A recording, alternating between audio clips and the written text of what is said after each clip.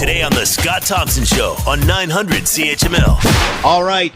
Grammys last night. What did you think? Let's bring in Eric Alper, music expert and connoisseur. He is with us now. Eric, thanks for the time. I hope you're doing well. Yeah, it's good timing, man, because the Grammys just ended about 10 minutes ago.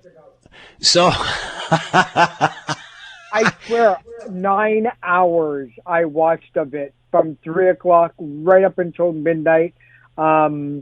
I think I should be getting a Grammy for that, to be honest with you. Yeah. Well, you know, with COVID-19, obviously it's a different presentation and expanded service, as you now said. Is this something that will stick?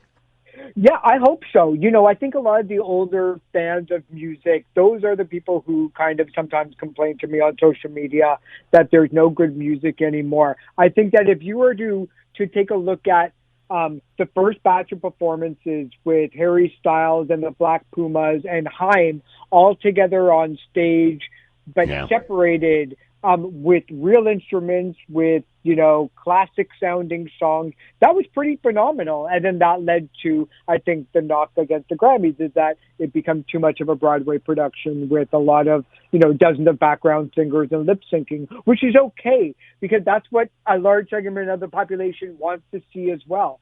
So I think it was a nice blend between the you know, the two kind of generations of, you know, the classic songwriting and the newer, you know, hip hop and rap. Always seems to be some sort of controversy surrounding every Grammy situation, every Grammy broadcast. This year different? More so? Less? I think they played it safe for the most part. I think, like most awards shows, a lot of the controversy that is happening happens really before the actual awards start handing out, you know, who's getting snubbed, who got maybe overcompensated in the past. But I think, you know, it was a pretty even keel year. You know, women were certainly, you know, the feature of the night. Beyonce broke the record for most Grammy wins by a female artist, surpassing Alison Krauss. She's got 28 to her credit now. Wow. Taylor Swift became the fourth artist and the first woman to win Album of the Year 3 times. Her won for Song of the Year for I Can't Breathe. Billie Eilish, who you heard at the top of the segment, won for Record of the Year. And Megan Thee Stallion becomes the first rapper to win the Best New Artist since Lauryn Hill back in 1999. So, you know, where the diversity was there, absolutely. Was it like a strong, you know, women contingent? Definitely. You brought up the history with Beyonce and such. You said it was Alison Krauss that held that record before her?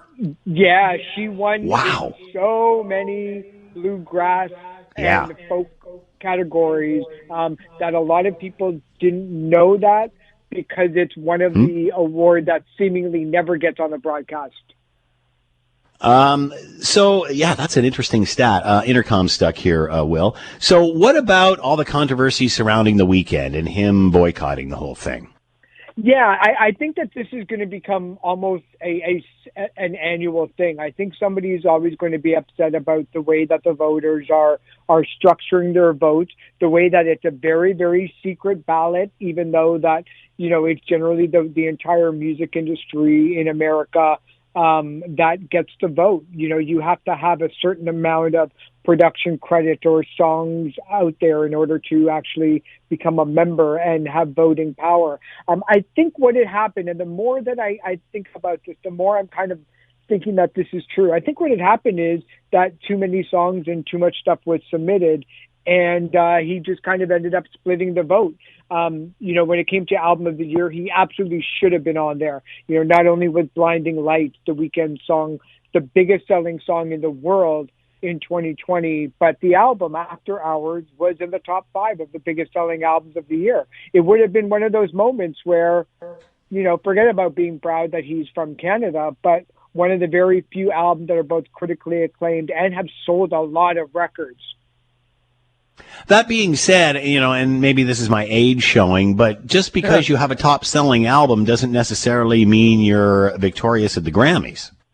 Right, and it should never be like that. And I think it's not based on sales. I mean, that's more Billboard awards that are based on sales, right? Right, that would make the Grease soundtrack a better album than Paul Simon's Graceland? You know, there's something about the critically acclaimed record, but one that sells. Taylor Swift goes in both categories. A lot of the winners, actually, when you come to think of it, Billie Eilish, Phoebe Bridgers, I thought was going to win at least one, but ended up not winning any. Beyonce, BTS got a lot of critical acclaim, sold a lot of records. They end up with 3 albums in the world's top 10 biggest selling albums of the year. This was the year that the critics finally moved on over to kind of proclaiming them to be like the new boy band leaders. But,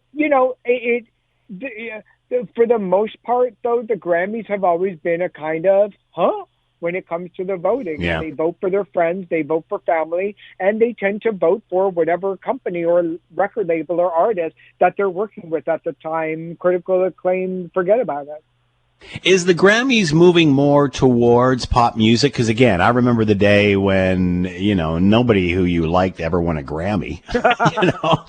Anybody who you're listening to, they would never win a Grammy. Now pop stars are winning Grammys. Yeah, I mean, that wasn't that long ago when, you could look at it and say, when are these people going to retire? And no offense to, the James Taylor, Jethro Tull, Quincy Jones, Herb Alpert of the world, because they're brilliant and legendary. But there absolutely was a time when I was a teenager that I was like, all these people that are winning this are like 50 years older than I am. Yeah. But that's just because I think right now, rap and hip hop has overtaken rock as the most listened to genre of music in the world for the last 2 years. And so with that comes newer members of the Grammy Association. That means newer voters and newer, winners. And I think the music industry wised up a couple of years ago and realized that they're going to have to start bringing a whole new generation of music stars to the forefront and not ignoring them, because at the end of the day, the Grammys is nothing but a television show, first and foremost. It's a lovely award ceremony, don't get me wrong, and it's prestigious and all of that stuff. But the actual show has to be something for everybody. You have to please the Southern country, primarily white music fans. You have to do, the more, suburban or urban, New York, LA, liberal-leaning person, too. And you have to go to a worldwide audience because of social media. So it's a tough job to be able to play it. But I don't think we're ever going to see the mixture of, here's a brand new artist with somebody who's 70 performing a song that neither of them wrote. I don't think we're ever going to see that ever again. Eric Alper with us, music expert, talking about last night's Grammys. Eric, as always, thanks for the time. Much appreciated. No problem, man. We'll talk soon. The Scott Thompson Show, weekdays from noon to 3 on 900 CHML.